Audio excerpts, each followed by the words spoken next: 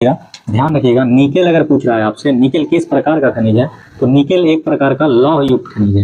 Example जैसे भी यहाँ से पूछा ना, निकेल कौन सा है, कौन सा खनिज है, वैसे ही अन्य जो एग्जांपल है जैसे लौह युक्त का, अलौह युक्त का, कार्बनिक का, अकार्बनिक का, आपको एग्जांपल याद रखना है, आपको एग्जांपल रखना है। जैसे लौह युक्त में अगर पूछ दे तो आपका फेरस हो जाएगा, आपका निकेल हो जाएगा, आपका कोबाल्ट हो जाएगा, है ना, कोबाल्ट हो जाएगा, ठीक है, Cu।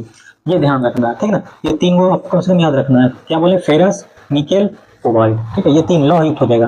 अगर और लौह युक्त में देखें, अगर आ लौह में देखें तो इसमें हो जाएगा सोना हो जाएगा, चांदी हो जाएगा, इसके साथ में आपका हो जाएगा एल्युमिनियम का क्या होता है, बॉक्साइट, है ना, बॉक्साइट हो जाएगा, फिर शीशा हो जाएगा, है ना, शीशा हो जाएगा, आदि, है ना, आदि।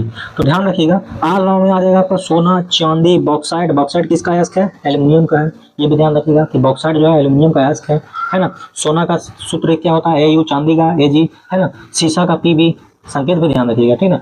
और साथ ही साथ कौन सा खनिज है, तो अलौह युक्त खनिज है। उसी प्रकार से कार्बनिक खनिज, अगर हम लोग देखें कार्बनिक खनिज, तो कार्बनिक में आ जाएगा कोयला, आएगा कि नहीं, जीवाश्म में पाया जाता है कोयला में। दूसरा पेट्रोलियम,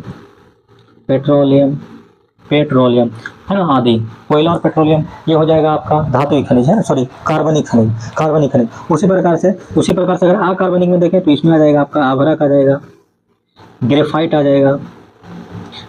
जाएगा, चूना पत्थर आ जाएगा। क्या आ जाएगा, चूना पत्थर, हम लोग ये सब जानते हैं, आभरक, ग्रेफाइट, चूना पत्थर, ये आ जाएगा अकार्बनिक खनिज में। तो ये एग्जाम्पल याद रखिएगा, ताकि अगर इस प्रकार से एक नंबर में ऑब्जेक्टिव में आपका बने तो इजीली कर ले।